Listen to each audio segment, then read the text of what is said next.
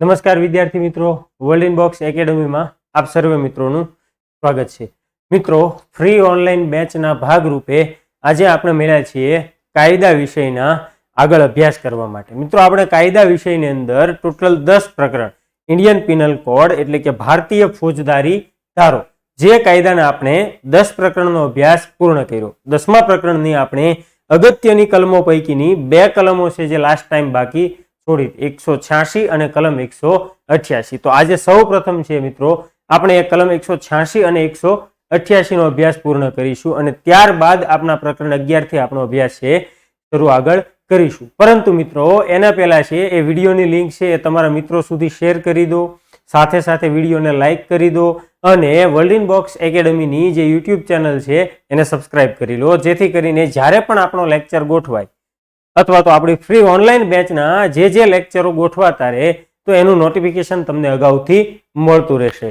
તો મિત્રો આપણે શરૂઆત કરવી છે આપણા કાયદાના આઈપીસીના પ્રકરણ 10 ની કલમ 186. આપણે લાસ્ટ ટાઈમ મિત્રો આપણે જે કામની છે જે અગત્યની કલમો બને છે બસ એટલી કલમોની જ હવે ચર્ચા કરવી છે કે જેથી કરી અને તમારો ટાઈમ પણ ન બગડે અને જે કામની બાબતો છે એ બધી જ બાબતો છે તમે અહીંયાથી કવર કરી લો. સાથે સાથે મિત્રો નોટ્સ બનાવવાનું રાખજો જેથી કરી અને તમને રિવિઝન ટાઈમે છે એ ખૂબ જ ઉપયોગી થાય અને તમારી બનાવેલી નોટ્સ છે એ જ તમને સૌથી વધુ ઉપયોગી થશે, કારણ કે રિવિઝન ટાઈમે તમે છે એ 500 પેજની બુક્સ વાંચવા બેઠશો તો એ ક્યારેય ભેગું થતું નથી.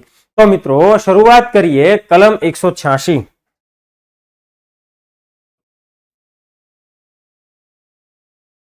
કલમ 186 અને કલમ 186 માં જોગવાઈ કરી છે ફરજમાં રૂકાવટ.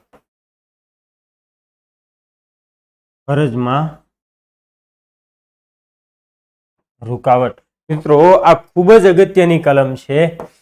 આ કલમ અત્યારે ભણતા સમયે પરીક્ષાની દ્રષ્ટિએ તો અગત્યની છે, સાથે ને સાથે મિત્રો જ્યારે નોકરીમાં જોડાશો ત્યારે પણ આપણો એક સારો એવો બચાવ પૂરો પાડે છે કે જ્યારે કોઈ વ્યક્તિ મિત્રો રાજ્ય સેવક છે, સપોઝ અહીંયા તમે ઉદાહરણ લઈ શકો કે કોઈ પોલીસ કર્મચારી છે એ કાયદાનું પાલન કરાવવા માટે રાખવામાં આવ્યો હોય છે, એટલે કે કાયદો અને વ્યવસ્થા જાળવવાનું કામ કોનું હોય છે તો કે પોલીસ વિભાગનું હોય છે. હવે જ્યારે આવા પોલીસ અધિકારી છે કે કોઈ પોલીસ કર્મચારી છે એ કાયદો અને વ્યવસ્થાનું કામ કરતા હોય, કાયદો અને વ્યવસ્થા જાળવવાના કામ સાથે સંકળાયેલા હોય તો ઘણી વાર મિત્રો એવું બનતું હોય કે એ જનતાની સાથે ડાયરેક્ટ સંઘર્ષમાં આવતા હોય છે. મિત્રો એવા સમયે આ પોલીસ અધિકારીને જો કોઈ વ્યક્તિ કઈ નુકસાન પહોંચાડે છે કે એ જે પોતાની ફરજ બજાવી રહ્યો છે એ ફરજ બજાવવામાં જો કોઈ અવરોધ કરે છે, અડચણ કરે છે, તો આવા અડચણ કરનાર વ્યક્તિ છે મિત્રો એ વ્યક્તિ વિરુદ્ધ કલમ 186 થી આપણે ગુનો દાખલ કરી શકીએ. એટલે કે પોલીસ છે એ કાયદો જાળવવાનું, કાયદો અને વ્યવસ્થા જાળવવાનું કામ કરે છે, તો જ્યારે પણ પોલીસ અધિકારીને કોઈ વ્યક્તિ કઈ નુકસાન પહોંચાડે છે અથવા તો એને એની ફરજ બજાવવામાં કંઈક અડચણ કરે છે તો એવા સમયે પોલીસ અધિકારી કે અન્ય કોઈ પણ રાજ્ય સેવક, અહીંયા કોઈ પણ રાજ્ય સેવકનો ઉલ્લેખ કરે છે, માત્ર પોલીસ નહીં, પણ આપણે ઉદાહરણ સ્વરૂપે માત્ર પોલીસ લીધું છે, તો કે જ્યારે કોઈ પોલીસ અધિકારીને કોઈ અડચણ કરે છે તો પોલીસ અધિકારી પાસે બેકઅપ શું, એનું રક્ષણ કરવા માટેની કોઈ જોગવાઈ, તો કે હા એનું રક્ષણ કરવા માટેની જોગવાઈ છે આઈપીસી ની કલમ 186 કે મિત્રો જ્યારે કોઈ પોલીસ અધિકારી કે અન્ય કોઈ રાજ્ય સેવક, તો કે જ્યારે કોઈ રાજ્ય સેવક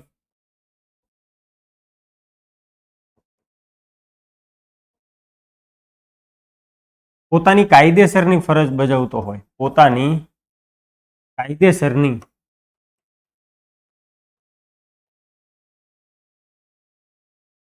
ફરજ બજાવતો હોય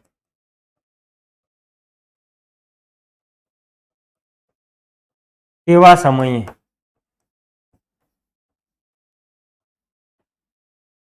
જો કોઈ વ્યક્તિ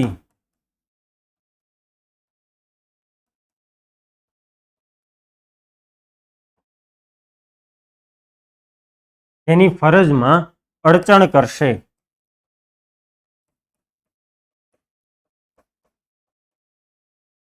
તો તેને આ કલમ હેઠળ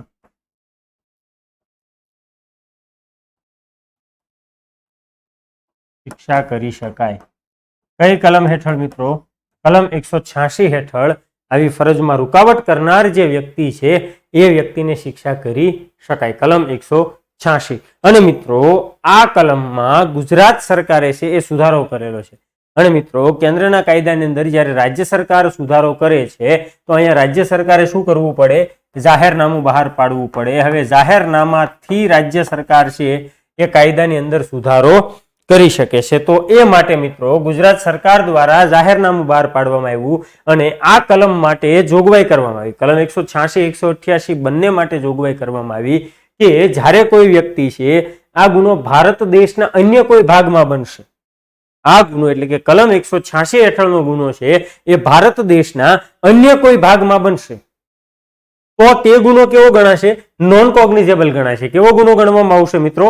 નોન કોગ્નિઝેબલ ગુનો ગણવામાં આવશે. પરંતુ જ્યારે આવો ગુનો છે એ ગુજરાત રાજ્યના કોઈ ભાગની અંદર બને છે, એટલે કે કોઈ ગુજરાતનો નાગરિક ગુજરાતમાં વસવાટ કરતા જે લોકો છે અથવા તો જે ગુજરાત સરકારની સેવામાં કાર્યરત છે, તો ગુજરાત રાજ્યની અંદર જ્યારે કોઈ વ્યક્તિ છે આવો ગુનો કરશે, કલમ 186 હેઠળનો ગુનો કરશે, તો એ ગુનાને કોગ્નિઝેબલ ગુનો ગણવામાં આવશે, નોન કોગ્નિઝેબલ ગણવામાં આવશે નહીં. તો આવું જાહેરનામાથી છે ગુજરાત સરકાર દ્વારા આ કલમ હેઠળ સુધારો કરવામાં આવ્યો છે. હવે મિત્રો અહીંયા શબ્દ વાપરો કોગ્નિઝેબલ અને નોન કોગ્નિઝેબલ. તો આ જે બે શબ્દોની વ્યાખ્યા છે મિત્રો આપણે ક્રિમિનલ પ્રોસિજર કોડ 1973 એટલે કે ફોજદારી પ્રક્રિયાનો ધારો જે 1973 નો કાયદો છે એના અંદર આપણે વ્યાખ્યાઓમાં ભણીશું. કલમ 2C અને કલમ 2L. કલમ 2C ની અંદર મિત્રો કોગ્નિઝેબલ ગુનાની વ્યાખ્યા આપવામાં આવી છે અને 2L ની અંદર નોન કોગ્નિઝેબલ ગુનાની વ્યાખ્યા કરવામાં આવી છે. હવે કોગ્નિઝેબલ ગુનો એટલે શું? તો હું તમને પ્રાથમિક માહિતી આપી દઉં કે ભાઈ પોલીસ અધિકાર ક્ષેત્રનો ગુનો, કે જે ગુનાની અંદર પોલીસ અધિકારીને કોઈ અધિકારો મળતા હોય છે એવા બધા જ ગુનાઓને કોગ્નિઝેબલ ગુના કહેવાય. અને જે ગુનો પોલીસ અધિકાર ક્ષેત્ર બહારનો છે તો એને નોન કોગ્નિઝેબલ ગુના તરીકે ઓળખવામાં આવે છે. અને મિત્રો સાવ સરળ શબ્દોમાં તમને વાત કરું તો કે જે ગંભીર પ્રકારના ગુનાઓ છે, આપણને પહેલી નજરે જોતા જે ગુનો છે એ ખૂબ ગંભીર લાગે, તો એ બધા જ ગંભીર પ્રકારના ગુનાઓ કેવા ગુના છે? કોગ્નિઝેબલ ગુના છે. અને ઓછા ગંભીર પ્રકારના જે ગુનાઓ છે એ બધા કેવા ગુનાઓ ગણાય? નોન કોગ્નિઝેબલ ગુના. ગંભીર ગુનાની વાત કરીએ મિત્રો તો ખૂન. આ શબ્દ બોલો ત્યાં જ તમને આઈડિયા આવી જાય કે ગુનો ગંભીર પ્રકારનો છે. એ જ રીતે મિત્રો તમે લૂંટ, ધાડ, બળાત્કાર, અપરાધ, મનુષ્યવધ, તો આવા બધા જે ગુનાઓના નામ બોલો છો ત્યાં જ તમને આઈડિયા આવે છે કે આ ગુનાઓની પ્રકૃતિ કેવી છે? તો કે ગંભીર પ્રકારની છે. તો આ બધા જ ગુનાઓને કોગ્નિઝેબલ ગુના કહેવાય. જ્યારે એનાથી વિરુદ્ધની જઈને વાત કરીએ મિત્રો તો ઓછા ગંભીર પ્રકારના ગુના એટલે કે આઈપીસી કાયદાની અંદર આજના લેક્ચરમાં મિત્રો આપણે પ્રકરણ 13 નો અભ્યાસ કરીશું અને પ્રકરણ 13 માં જોગવાઈઓ કરવામાં આવી છે તોલ અને માપ સંબંધી ગુના. કેવા ગુનાઓ આપ્યા છે? તોલ અને માપ સંબંધી ગુના. તો એ પ્રકરણની અંદરના જે ગુનાઓ છે એ ગુનાઓ બધા નોન કોગ્નિઝેબલ ગુના છે. એટલે કે જે ગુનાની અંદર પોલીસ અધિકારી વગર વોરંટે ધરપકડ કરી શકે એને કોગ્નિઝેબલ કહેવાય. અને જે ગુનાની અંદર પોલીસ અધિકારી વગર વોરંટે ધરપકડ ન કરી શકે એને નોન કોગ્નિઝેબલ ગુનો કહેવાય. તો અહીંયા ગુજરાત સરકારે શું સુધારો કર્યો કે જ્યારે આ કલમ હેઠળનો ગુનો છે એ ગુજરાત રાજ્યના કોઈ ભાગમાં બનશે તો તેને કોગ્નિઝેબલ પ્રકૃતિનો ગુનો ગણવામાં આવશે. એટલે કે આવો ગુનો કરનાર વ્યક્તિની કોઈ પોલીસ અધિકારી છે એ વગર વોરંટે ધરપકડ કરી શકશે. ક્લિયર છે મિત્રો? તો કે જ્યારે કોઈ વ્યક્તિ છે એ પોતાની ફરજ બજાવી રહ્યો હોય, કોઈ રાજ્ય સેવક, કોઈ ટ્રાફિક પોલીસ છે મિત્રો એ પોતાનું કાયદેસરનું કામ કરી રહ્યા હોય, એ તમને કાયદેસર મેમો આપતા હોય, એવા સમયે આપણે એને ધમકી આપવી, એને અડચણ કરવી કે સાહેબ પહોંચ ન ફાડતા નહીતર મજા નહીં આવે, તો આવા જે વિધાનો, આવા કથનો જે ઉચ્ચારવામાં આવે છે મિત્રો તો એ કઈ કલમ હેઠળનો ગુનો ગણાશે? કલમ 186 હેઠળનો ગુનો ગણવામાં આવશે. ક્લિયર છે મિત્રો? કલમ 186. ત્યારબાદ આગળ વધીએ મિત્રો અન્ય અગત્યની કલમ, અને એ કલમ છે કલમ 188. કલમ 188 અને કલમ 188 માં જોગવાઈ કરી છે કે ભાઈ જાહેરનામાનો ભંગ. એનો ભંગ? જાહેરનામાનો ભંગ. જાહેરનામાનો ભંગ. કલમ 188. હવે જાહેરનામાનો ભંગ કોને કહેવાય? તો પહેલા મિત્રો શબ્દ આપણી સામે આવ્યો છે જાહેરનામું, કે ભાઈ જાહેરનામું એટલે શું? તો એની વ્યાખ્યા કરીએ કે ભાઈ જાહેરનામું એટલે અધિકૃત રાજપત્રમાં પ્રસિદ્ધ કરવામાં આવતું લખાણ, એટલે કે જે ગેઝેટની અંદર બહાર પડે છે, તો આ ગેઝેટ છે એને શું કહેવાય? જાહેરનામું કહેવાય. એટલે કે કોઈ યોગ્ય સત્તાધિકારી દ્વારા કે જેને આવું જાહેરનામું બહાર પાડવાનો અધિકાર મળ્યો છે, તેવા કોઈ અધિકારી દ્વારા કોઈ રાજપત્રની અંદર, આપણો જે રાજપત્ર, આપણા જે દેશના જે આદેશો આપણા બહાર પડતા હોય એ રાજપત્રની અંદર કોઈ હુકમ પ્રસિદ્ધ કરવામાં આવે છે, તો આવા હુકમને શું કહેવાય? જાહેરનામું કહેવામાં આવે છે. વાત કરીએ મિત્રો કે જ્યારે કોરોનાનો સમયગાળો શરૂ હતો, કે જ્યારે લોકડાઉન શરૂ હતું, તેવા સમયે કલેક્ટર સાહેબ દ્વારા જે હુકમ બહાર પાડવામાં આવતો કે ભાઈ આ જિલ્લાના વિસ્તારના લોકો છે એ સવારે 8 વાગ્યાથી લઈ અને રાત્રિના 10 વાગ્યા સુધી ઘરની બહાર નીકળશે નહીં. તો સપોઝ આવો કોઈ હુકમ બહાર પાડ્યો, તો આ હુકમ જે પત્રની અંદર બહાર પડે છે એ પત્રને શું કહેવાય? જાહેરનામું કહેવાય. એટલે કે આ જે લખાણ બહાર પડે એને શું કહેવાય? જાહેરનામું કહેવામાં આવે છે. પછી મિત્રો હવે આપણે વિચારીએ કે ભાઈ જ્યારે રથયાત્રા ચાલતી હોય, એ ભાવનગર જિલ્લામાં હોય કે અમદાવાદમાં હોય કે કોઈ પણ સ્થળે જ્યારે રથયાત્રા શરૂ હોય, એનું આયોજન થઈ રહ્યું હોય, એવા સમયે મિત્રો અમુક રોડ રસ્તાઓ છે એને ડાયવર્ટ કરવામાં આવતા હોય છે, અથવા કોઈ વીઆઈપી ની સભાઓ હોય, ધારો કે આપણા વડાપ્રધાન છે એ અહીંયા આપણા ગુજરાતની મુલાકાતે આવ્યા હોય અને એમાં પણ ભાવનગર જિલ્લાની મુલાકાતે આવ્યા હોય, તો એવા સમયે એના રૂટ જે નક્કી કર્યો હોય, તો એ રૂટ ઉપર અન્ય વ્યક્તિઓને છે એ પ્રવેશ માટે મનાઈ ફરમાવવામાં આવે છે. અને જ્યારે આ સમયે નાગરિકો માટે, લોકો માટે છે એ રસ્તાઓ ડાયવર્ટ કરવામાં આવે છે, એટલે કે ડાયવર્ઝન કરવામાં આવ્યું છે કે ભાઈ તમે છે એ આ સ્થળે જવું હોય તો આ રસ્તેથી ચાલીને જઈ શકતા નથી, તમારે કોઈ બીજા રસ્તેથી ચાલવું પડશે. તો આના માટે પણ કલેક્ટર દ્વારા શું કરવામાં આવે છે મિત્રો? જાહેરનામું બહાર પાડવામાં આવતું હોય છે. તો રાજપત્રમાં પ્રસિદ્ધ કરવામાં આવતો આવો કોઈ હુકમ જેને કહેવાય જાહેરનામું. હવે જો કોઈ વ્યક્તિ છે એ આવા જાહેરનામાનો ભંગ કરશે તો એને કઈ કલમ હેઠળ શિક્ષા કરવામાં આવશે?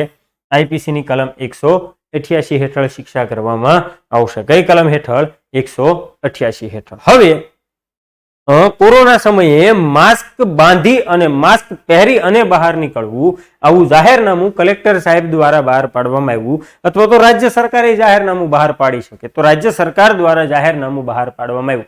હવે એવા સમયે મિત્રો જો આપણે માસ્ક પહેર્યા વગર નીકળીએ છીએ ઘરની બહાર, તો આપણને કઈ કલમ હેઠળ શિક્ષાત્મક કાર્યવાહી થઈ શકે?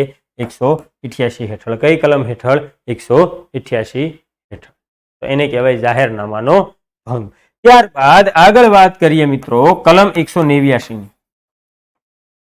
કલમ 189 એટલે કે રાજ્ય સેવકને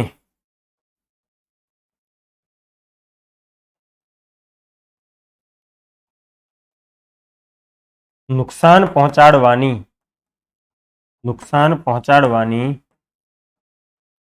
ધમકી આપવી. કલમ 189 માં શું કીધું કે ભાઈ રાજ્ય સેવકને નુકસાન પહોંચાડવાની ધમકી આપવી. હવે મિત્રો કોઈ રાજ્ય સેવક છે એને માત્ર અડચણ કરો છો તો 186 તો લાગશે જ લાગશે. અને સાથે સાથે આપણે જો કોઈ રાજ્ય સેવકને કંઈ પણ પ્રકારનું નુકસાન, એ રાજ્ય સેવકને પોતાને હોય કે એનામાં હિત સંબંધ ધરાવતા અન્ય કોઈ પણ વ્યક્તિને હોય, એને નુકસાન પહોંચાડવાની ધમકી આપીએ છીએ તો કલમ 189 હેઠળ શિક્ષા કરવામાં આવશે. હવે મિત્રો કોઈ પોલીસ અધિકારી છે એ આપણી ધરપકડ કરવા માટે આવ્યો, એ સમયે આપણે છે એને એવું કહીએ કે સાહેબ એની ધરપકડ ન કરતા નહીતર એનું પરિણામ સારું નહીં આવે, તમારા છોકરાને ઉઠાઈ જઈશું. આ ઘણા પિક્ચરોની અંદર આપણે જોતા હોઈએ કે ભાઈ તમારું ફેમિલી છે એ એકલું જ રહેતું હોય છે, એટલે આટલો ગુસ્સો, આટલો જોશ આ સારું નથી. તો આપણે આવા જે કથનો કરીએ છીએ, એટલે કે રાજ્ય સેવકને નુકસાન પહોંચાડવાની જે ધમકી આપીએ છીએ, તો એ ધમકી આપી એ કલમ 189 હેઠળ શિક્ષાને પાત્ર ગુનો બનશે. ત્યારબાદ આગળ વાત કરીએ મિત્રો કલમ 190 ની અંદર. કલમ 190 ની અંદર કે કોઈ વ્યક્તિ છે એ રાજ્ય સેવકને રક્ષણ માટે અરજી કરતા અટકે તે માટે તે વ્યક્તિને ધમકી આપવી. કોઈ વ્યક્તિ રાજ્ય સેવકને રક્ષણ માટેની અરજી કરતા અટકે તે માટે તે વ્યક્તિને ધમકી આપી. હવે મિત્રો હું છે, મને કોઈ વ્યક્તિએ ધમકી આપી અથવા તો મને કોઈ વ્યક્તિએ માર માર્યો, મને 2 ધોકા માર્યા, એટલે હવે હું શું કરવાનું?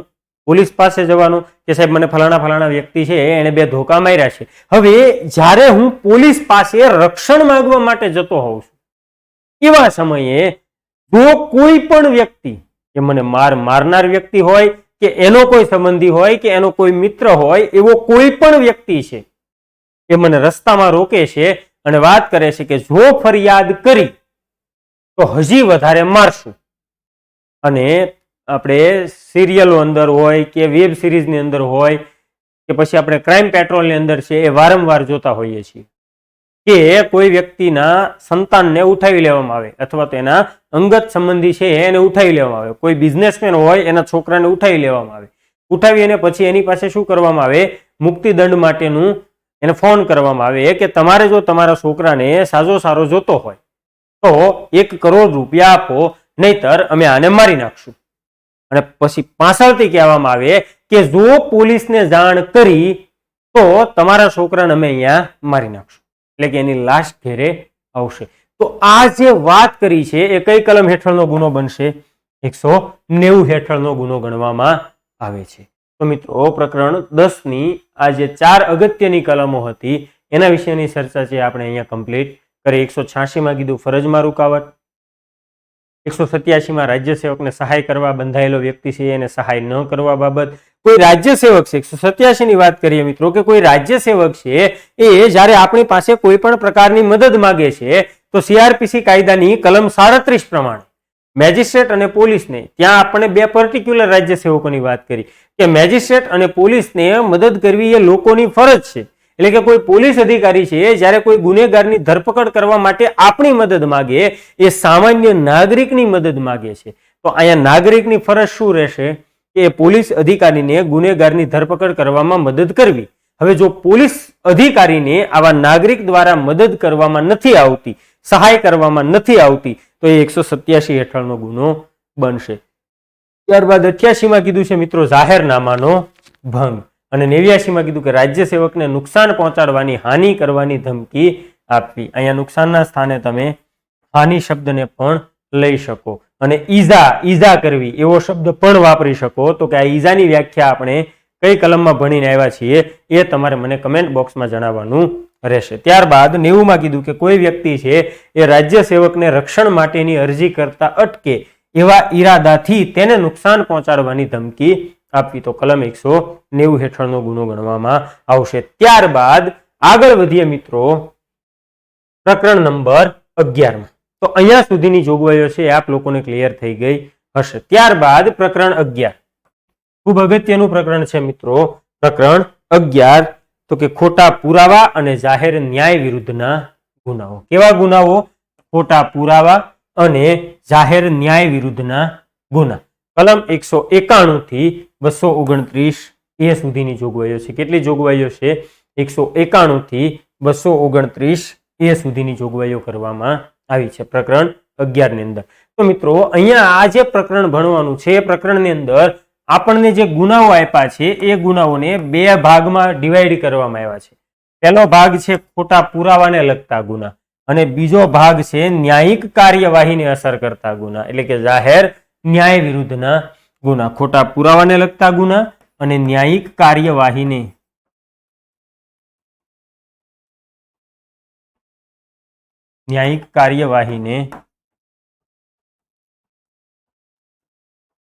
અસર કરતા ગુના. કેવા ગુના?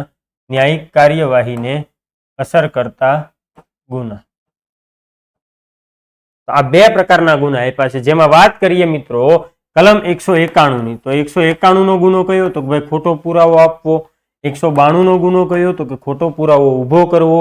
193 માં શું કીધું? તો ખોટા પુરાવાની શિક્ષા કીધી.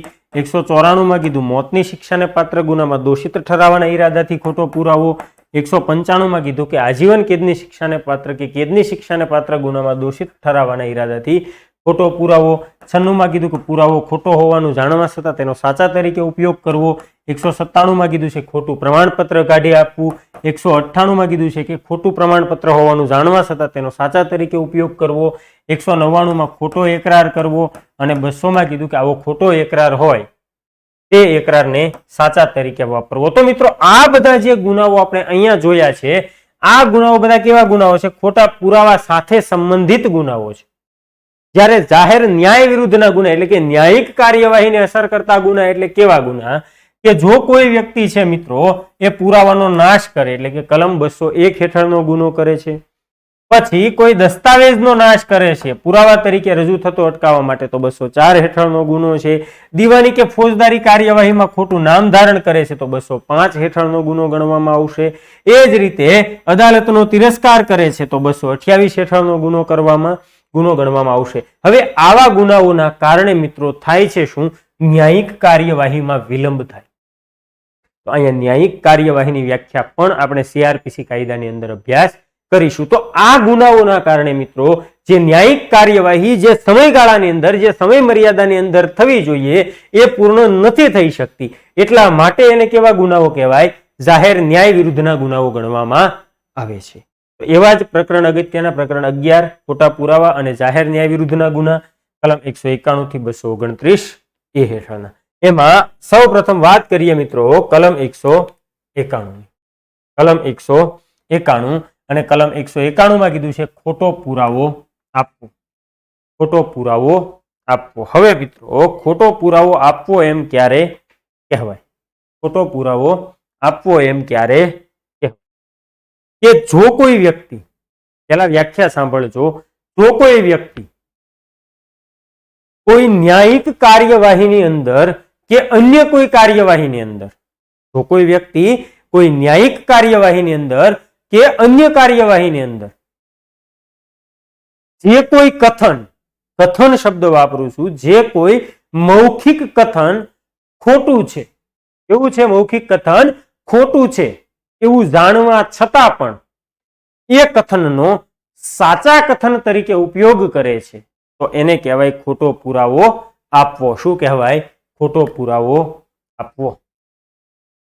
હવે વ્યાખ્યા કાયદાની ભાષામાં હોય એ આપણને સમજવી થોડી અઘરી પડે.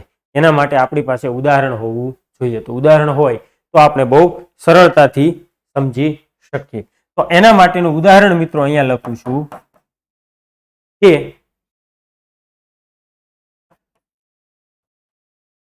રાહુલ નામનો વ્યક્તિ છે. કોણ છે? રાહુલ નામનો વ્યક્તિ.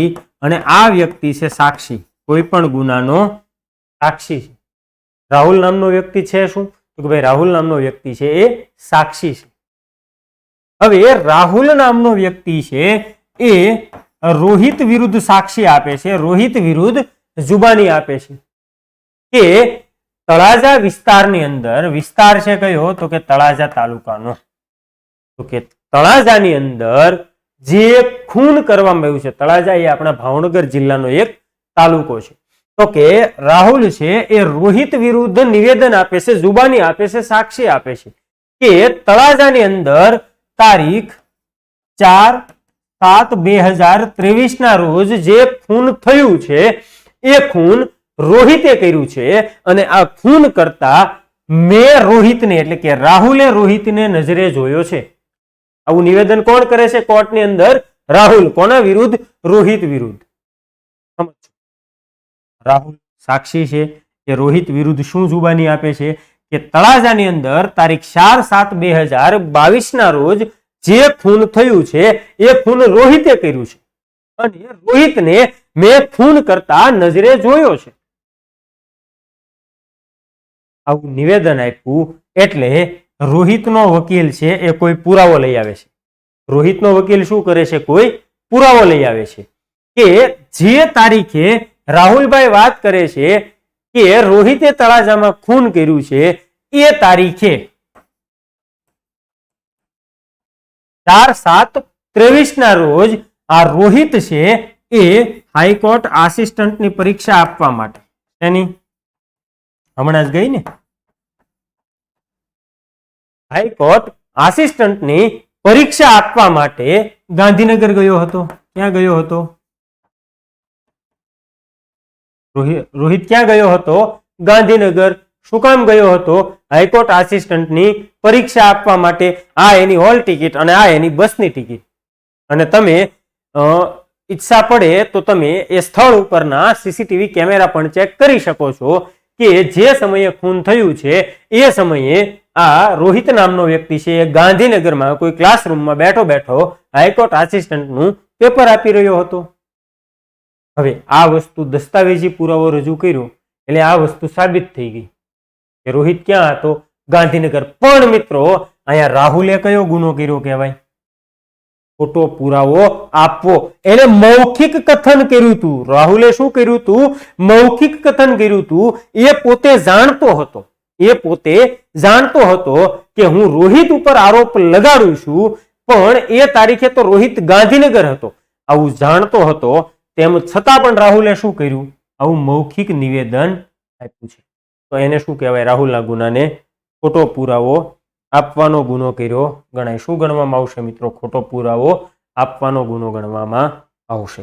તો જ્યારે પણ કોઈ મૌખિક કથન કરવામાં આવે છે, એવું કથન મૌખિક કથન કરવામાં આવે છે તો એને ખોટો પુરાવો આપવો એમ કહેવાય, કલમ 191 પ્રમાણે. ત્યારબાદ આગળ વાત કરીએ મિત્રો કલમ 192. અને કલમ 192 માં કીધું છે ખોટો પુરાવો ઉભો કરવો. એની જોગવાઈ કરી છે ખોટો પુરાવો ઉભો કરવો. જો અહીંયા આપવાની વાત છે, અહીંયા ઉભો કરવાની વાત. તો હવે સમજો, ખોટો પુરાવો આપવો અને ઉભો કરવો એ બંને. પહેલા તો ઉભો કરવો એટલે શું એ સમજી લઈએ કે કોઈ વ્યક્તિ છે એ કોઈ ન્યાયિક કાર્યવાહીની અંદર અથવા તો અન્ય કોઈ કાર્યવાહીની અંદર કોઈ ખોટું લખાણ તૈયાર કરે. શું કરે મિત્રો? કોઈ ખોટું લખાણ તૈયાર કરે અથવા તો ખોટો દસ્તાવેજ બનાવે અથવા તો એવી કોઈ પરિસ્થિતિનું નિર્માણ કરે કે જેનાથી એ બાબત માનવા માટે પ્રેરણા થાય, પ્રેરાય. તો અહીંયા જે લખાણ કરવામાં આવ્યું છે, જે દસ્તાવેજ ઘડવામાં આવ્યો છે, જે પરિસ્થિતિ ઊભી કરવામાં આવી છે, એને શું કહેવાય? ખોટો પુરાવો ઊભો કર્યો એમ કહેવાય. એટલે કે જે લખાણ સાચું નથી એવું લખાણ, ખોટું લખાણ ન્યાયિક કાર્યવાહીમાં કરવું, એને ખોટો પુરાવો ઊભો કર્યો એમ કહેવાય. અને હવે અહીંયા બંનેનો તફાવત આપ્યો છે કે ખોટો પુરાવો આપવો એટલે મિત્રો મૌખિક કથન કરવું. શું કરવું? ખોટો પુરાવો આપવો એટલે મૌખિક કથન કરવું. અને ખોટો પુરાવો ઊભો કરવો એટલે કોઈ દસ્તાવેજ બનાવવો અથવા અન્ય કોઈ રજૂઆત કરવી અથવા કોઈ પરિસ્થિતિનું નિર્માણ કરવું. કોઈ પરિસ્થિતિનું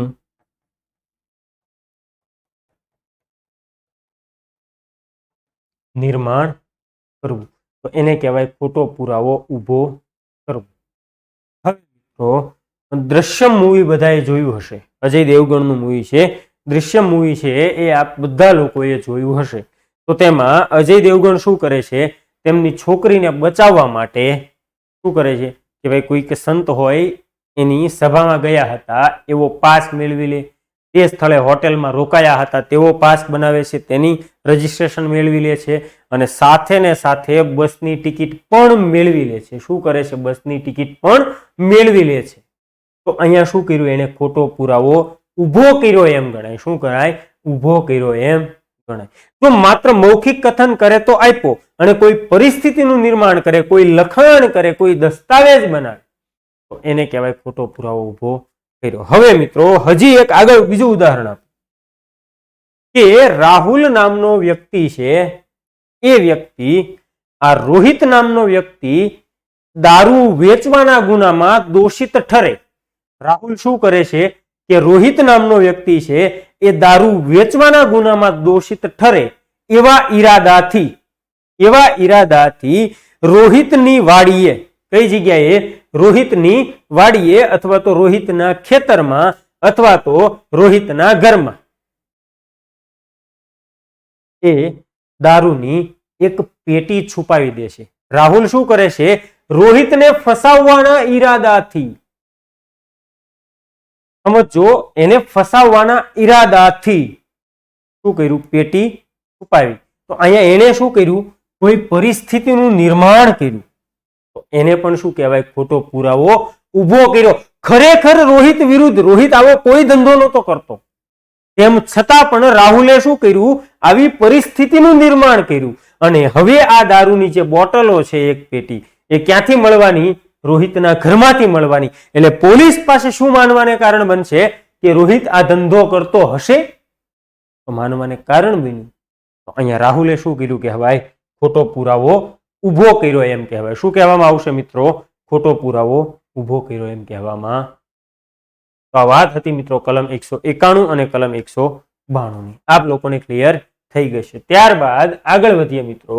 કલમ 193 ની અંદર ખોટા પુરાવાની શિક્ષા આપવામાં આવી છે કે જો કોઈ વ્યક્તિ છે એ ખોટો પુરાવો આપશે, જો કોઈ વ્યક્તિ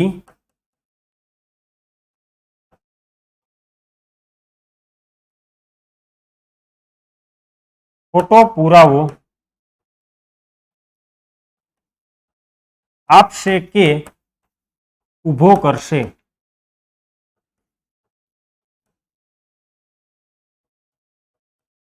તો તેને આ કલમ હેઠળ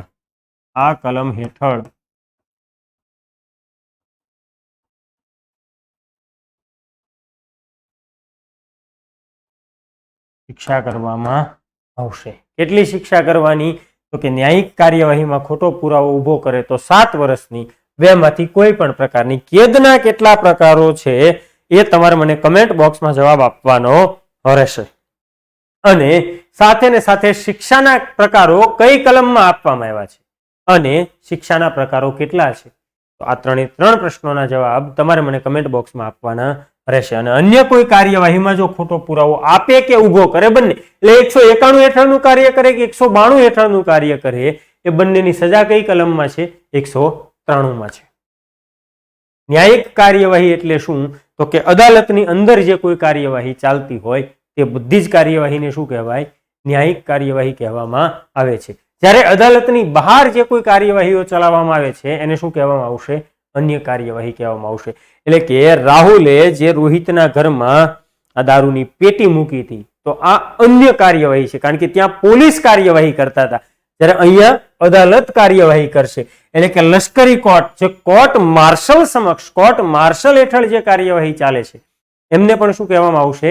ન્યાયિક કાર્યવાહી કહેવામાં આવશે.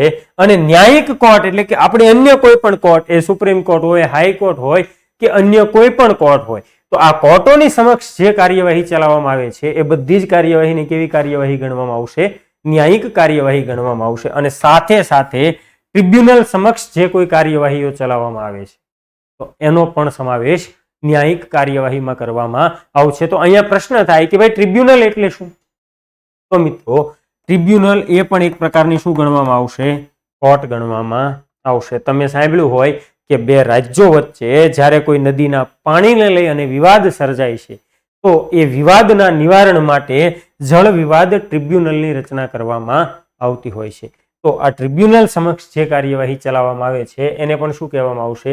ન્યાયિક કાર્યવાહી. અને આવી કોઈ કાર્યવાહીમાં જો કોઈ વ્યક્તિ ખોટો પુરાવો ઉભો કરે છે તો કેટલા વર્ષની? 7 વર્ષની શિક્ષા કરવામાં આવશે. ક્લિયર છે મિત્રો કલમ 193? ત્યારબાદ આગળ વધીએ કલમ 194. કલમ 194, મોતની શિક્ષાને પાત્ર ગુનામાં દોષિત ઠરાવવાના ઈરાદાથી ખોટો પુરાવો આપવો કે ઉભો કરવો. કેવા ગુનામાં દોષિત ઠરાવવાના ઈરાદાથી? મોતની શિક્ષાને પાત્ર ગુનામાં દોષિત ઠરાવવાના ઈરાદાથી. અહીંયા સુધીની જે 3 કલમો જોઈ એ આપણે ખોટો પુરાવો આપવા ઉભા કરવાની વ્યાખ્યા અને સજા વિશે જોઈ. હવે એના અલગ અલગ તબક્કા આવે છે કે તમે કેવા ગુનામાં ખોટો પુરાવો ઉભો કરો તો કેટલી શિક્ષા થાય. હવે કલમ 194 સમજીએ કે કેવા ગુનાનો ખોટો પુરાવો ઉભો કરવાનો છે? મોતની શિક્ષાને પાત્ર ગુનાનો. કેવા ગુનાનો ભાઈ? મોતની શિક્ષાને પાત્ર ગુનાનો. તો એને કલમ 194 હેઠળ શિક્ષા કરવામાં આવશે. હવે સમજો, અહીંયા આપણા જેઠાલાલ નામના એક વ્યક્તિ છે. કોણ છે? આપણા જેઠાલાલ નામના એક વ્યક્તિ છે. આ વ્યક્તિ છે એ અય્યર વિરુદ્ધ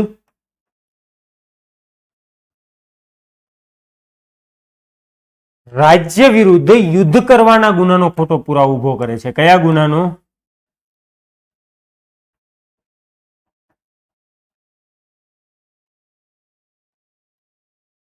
રાજ્ય વિરુદ્ધ લડાઈ કરવાના ગુનાનો ખોટો પુરાવો ઉભો કરે છે.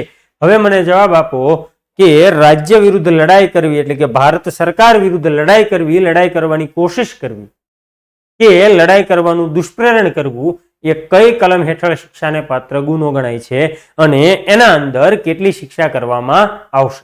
તો આ જવાબ પણ તમારે મને કમેન્ટ બોક્સમાં આપવાનો રહેશે. જેઠાલાલ શું કરે છે?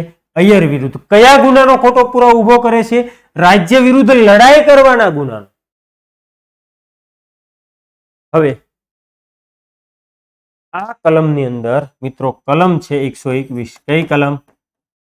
121. આપણે પ્રકરણ 6 ભણ્યા છીએ રાજ્ય વિરુદ્ધના ગુના. કલમ 121 થી 130, જેમાં સૌ પ્રથમ કલમ છે કલમ 121 કે ભારત સરકાર વિરુદ્ધ લડાઈ કરવી કે લડાઈ કરવાની કોશિશ કરવી. તો અહીંયા મિત્રો શિક્ષા કરવામાં આવશે મૃત્યુદંડ અથવા તો આજીવન કેદ. મૃત્યુદંડ અથવા તો આજીવન કેદની શિક્ષા કરવામાં આવે છે. હવે જેઠાલાલે પુરાવો ઉભો કર્યો એ ઉભા ખોટો પુરાવો. કેવો પુરાવો? ખોટો પુરાવો ઉભો કર્યો છે. જો ખાસ સમજો,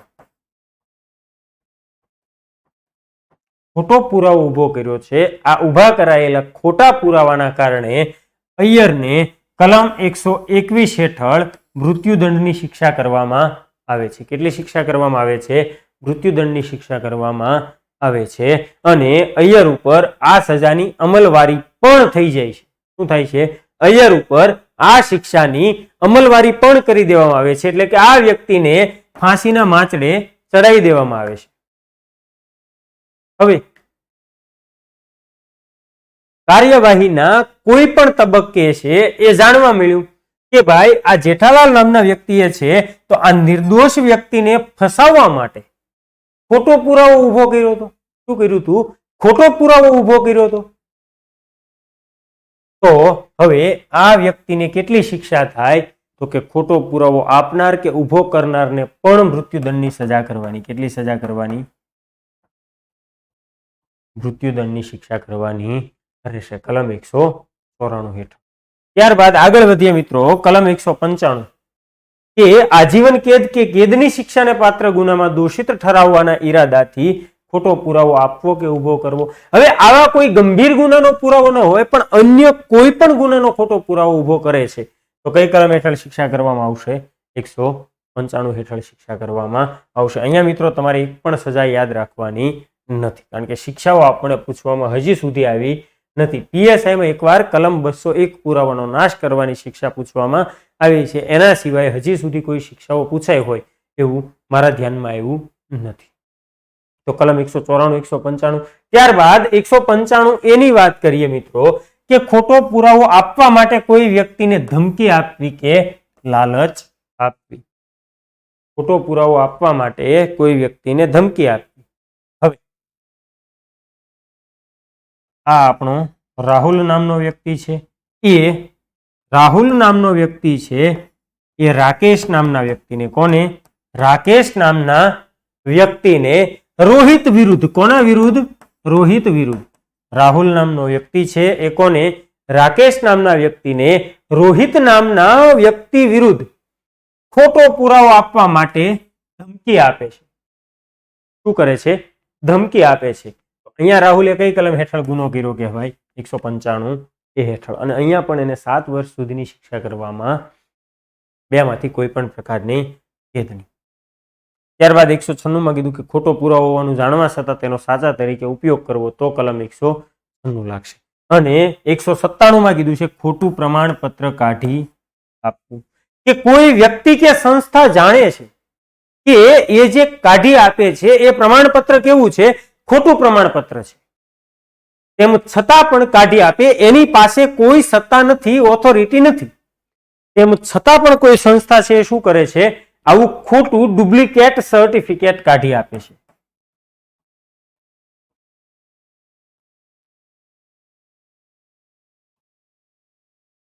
ડુપ્લિકેટ સર્ટિફિકેટ કાઢી આપે છે.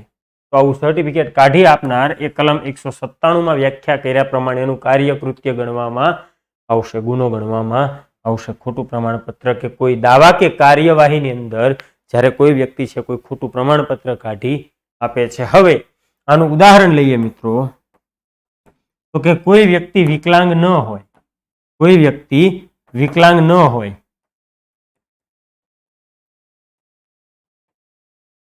તેમ છતાં પણ એને વિકલાંગતાનું સર્ટિફિકેટ કાઢી આપવું, સર્ટિફિકેટ કાઢી આપવું.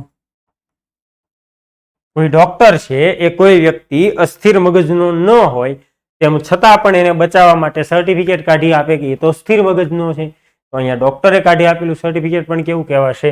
ખોટું પ્રમાણપત્ર કહેવાશે. હવે કોઈ વ્યક્તિ પાસે સંગીતની ડિગ્રી ન હોય, સંગીતની ડિગ્રી ન હોય તેમ છતાં પણ એને સંગીત વિશારદનું સર્ટિફિકેટ કાઢી આપે છે, તો આ બધા જે સર્ટિફિકેટ જે ડુપ્લિકેટ ખોટા કાઢી આપવામાં આવે છે એને શું કહેવાય? ખોટું પ્રમાણપત્ર કાઢી આપવાનો ગુનો કર્યો ગણાય. અને 198 માં કીધું છે કે જો કોઈ વ્યક્તિ છે આવું ખોટું પ્રમાણપત્ર છે એને સાચા તરીકે વાપરે છે તો કઈ કલમ હેઠળનો ગુનો ગણવામાં આવશે?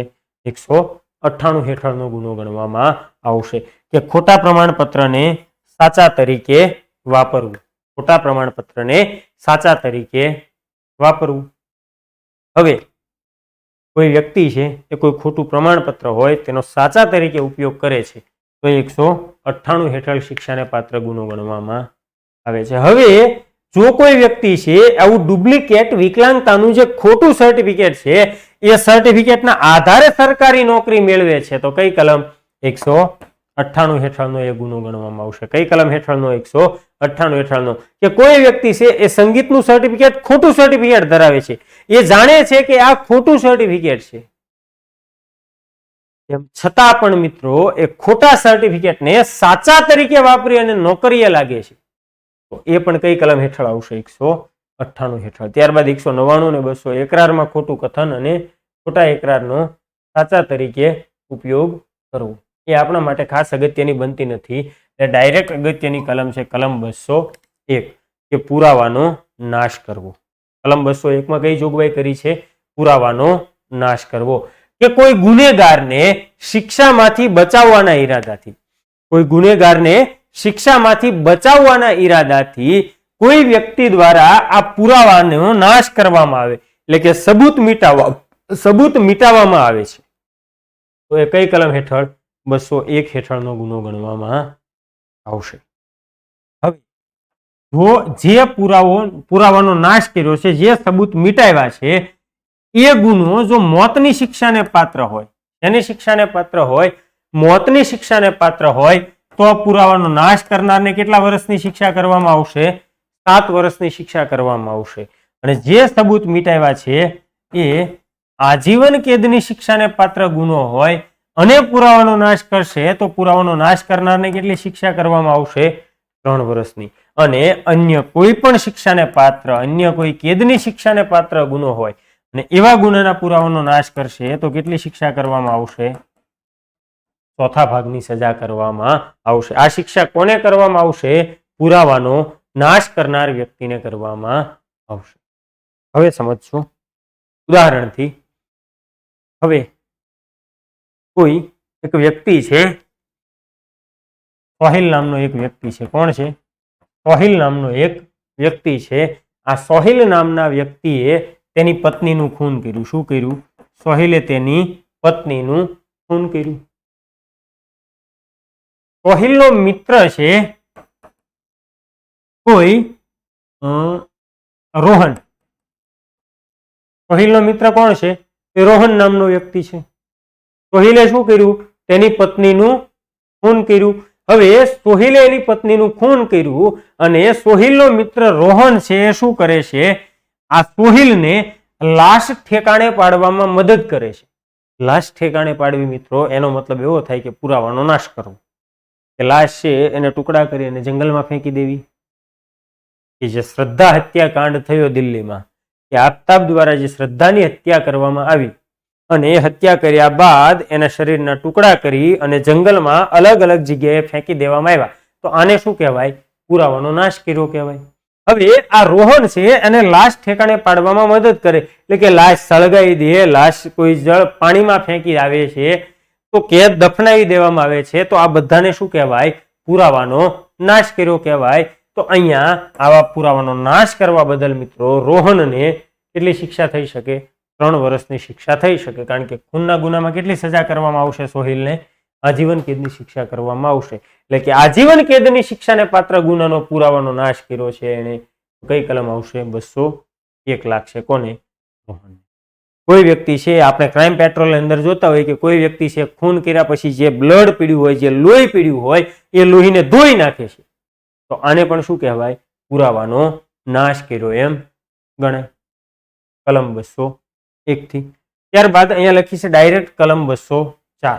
હવે 202 અને 203 માં શું વાત કરી છે મિત્રો? એના વિશે પણ આપણે વન લાઈનમાં ચર્ચા કરેલી કે કલમ 202 ના અંદર જોગવાઈ કરવામાં આવી છે કે સહાય કરવા બંધાયેલો કોઈ રાજ્ય સેવકને છે એ ગુનાની માહિતી આપવા માટે બંધાયેલો વ્યક્તિ છે, એ રાજ્ય સેવકને ગુનાની માહિતી ન આપે.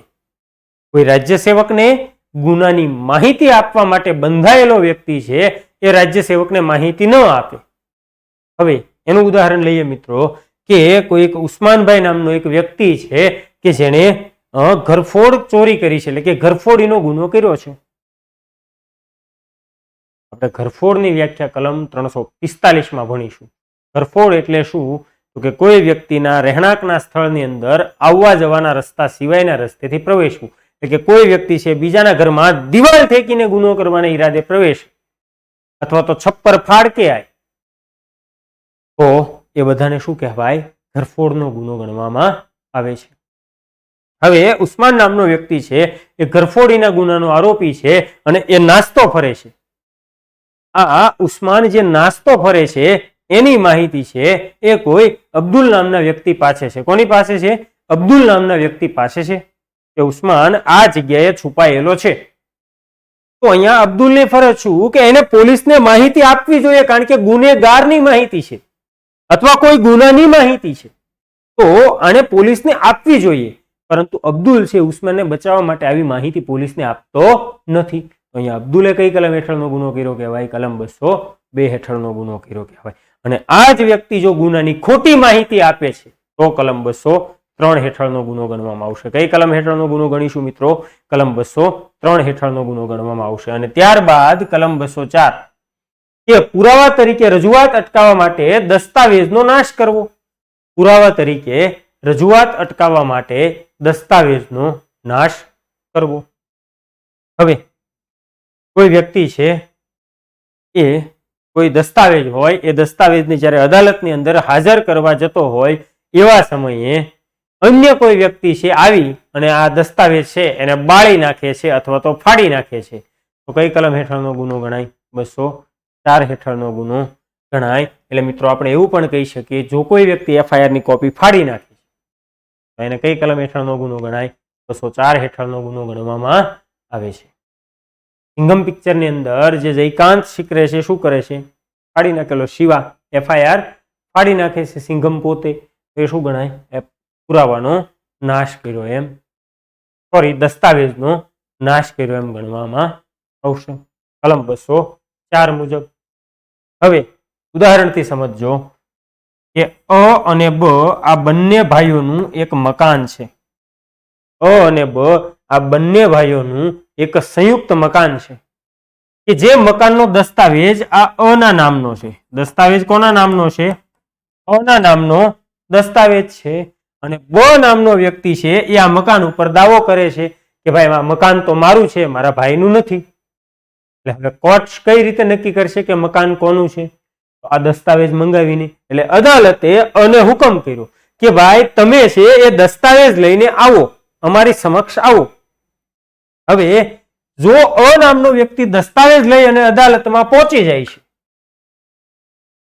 તો અહીંયા સાબિત થઈ જાય કે મકાન અનું છે, બને મળે નહીં. એટલા માટે આ બ શું કરે છે? આ દસ્તાવેજ છે એને બાળી નાખે છે. બ નામનો વ્યક્તિ શું કરે? દસ્તાવેજ બાળી નાખે છે, જેથી કરી અને આ દસ્તાવેજ અદાલતમાં પુરાવા તરીકે રજૂ થઈ શકતો નથી. તો અહીંયા બએ કઈ કલમ હેઠળ ગુનો કર્યો કહેવાય? કલમ 204 હેઠળનો ગુનો કર્યો ગણવામાં આવશે. ત્યારબાદ કલમ 205 માં કીધું કે દીવાની કે ફોજદારી કાર્યવાહીમાં ખોટું નામ ધારણ કરવું. દીવાની કે ફોજદારી કાર્યવાહીમાં ખોટું નામ ધારણ કરવું કે કોઈ અન્યના નામે સાક્ષી આપવી.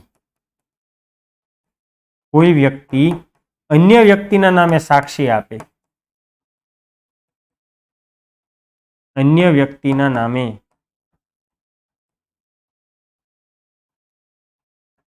સાક્ષી આપે.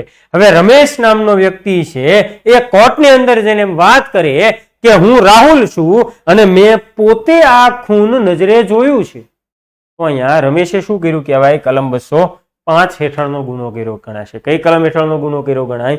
205 હેઠળનો ગુનો કર્યો ગણાય. કે દીવાની કે ફોજદારી કે કોઈ પણ કેસ હોય, કોઈ પણ ન્યાયિક કાર્યવાહી ચાલતી હોય અને એના અંદર જ્યારે કોઈ વ્યક્તિ ખોટું નામ ધારણ કરે છે તો એ 205 હેઠળનો ગુનો ગણવામાં આવશે.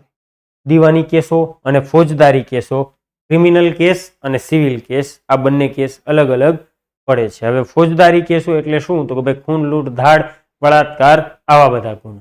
અને દીવાની કેસો એટલે કેવા? તો કે કોઈ સંપત્તિને લગતો પારિવારિક વિવાદ હોય, કોઈ લગ્ન વિષયક વિવાદો હોય, છૂટાછેડા સંબંધી વિવાદો હોય, કોઈ કોપીરાઇટને લગતા વિવાદો હોય, કોઈ દત્તક પુત્ર સંબંધી વિવાદો હોય, તો આ જે બધા છે કેવા કેસ કહેવાય?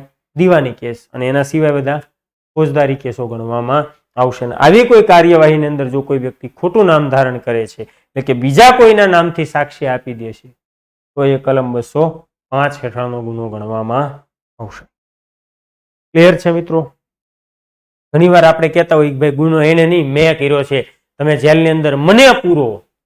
અહીંયા 205 હેઠળનો ગુનો ગણવામાં આવતો હોય છે. ત્યારબાદ આગળ વાત કરીએ મિત્રો કલમ 212. અગત્યની કલમો છે, એના વચ્ચેની બે કલમો છે.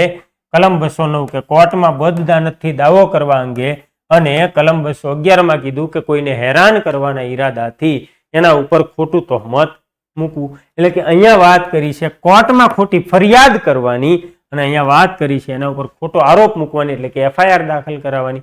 જ્યારે કોઈ વ્યક્તિ છે એ બીજાને હેરાન કરવાના ઈરાદે એના વિરુદ્ધ ખોટી FIR દાખલ કરે છે તો કઈ કલમ લાગશે? 211મી કલમ લાગશે. હું જાણું છું કે કોઈ અ નામનો વ્યક્તિ છે એ દારૂનો ધંધો કરતો નથી, તેમ છતાં પણ હું એના વિરુદ્ધ ખોટી FIR દાખલ કરાવું છું. કારણ તો કે મારે એને હેરાન કરવો છે, એટલા માટે મેં ખોટી FIR દાખલ કરાવી કે ભાઈ અમારા ગામની અંદર આ અ નામનો એક વ્યક્તિ છે એ દારૂનો ધંધો કરે છે. પોલીસને કીધું કે ભાઈ તમે યોગ્ય કાર્યવાહી કરો. એટલે પોલીસે શું કર્યું? આ વ્યક્તિની ધરપકડ કરી. ધરપકડ પછી તપાસ કરતા જાણવા મળ્યું કે આ માણસ તો ખરેખર શુદ્ધ ઘીનો વેપાર કરે છે, દારૂનો વેપાર કરતો નથી. અહીંયા હવે મને શિક્ષા થશે. મને શિક્ષા કરવામાં આવશે. હવે મને શિક્ષા કરવામાં આવશે. કઈ કલમ હેઠળ? 211 હેઠળ. અને એ જ વસ્તુ જો કોર્ટની અંદર બદદાનતથી દાવો કર્યો હોય તો 209 હેઠળ શિક્ષા કરવામાં આવશે. કે કોઈ મિલકત મારી ન હોય, કોઈ જમીન મારી ન હોય, તેમ છતાં પણ હું કોર્ટની અંદર દાવો કરું કે જમીન મારી છે, એ લોકો પચાવી ગયા, પચાવી પાડી એ લોકોએ. પછી જાણવા મળે કે આ ભાઈ તો ખોટો દાવો કરી ગયો, આ ભાઈના નામે કઈ છે જ નહીં, તો 209 હેઠળ કાર્યવાહી ચલાવવામાં આવશે. અને મિત્રો આના માટે પછી સમરી ભરવામાં આવતી હોય પોલીસ દ્વારા. એ સમરીની વાત આપણે CRPC ની કલમ 154 માં કરીશું કે કેટલા પ્રકારની સમરી ભરવામાં આવે, સમરી કોને કહેવાય, ચાર્જશીટ કોને કહેવાય, આ બધી જોગવાઈઓ આપણે 154 માં જોઈશું અને 173 માં ચાર્જશીટ વિશેની વાત કરીશું.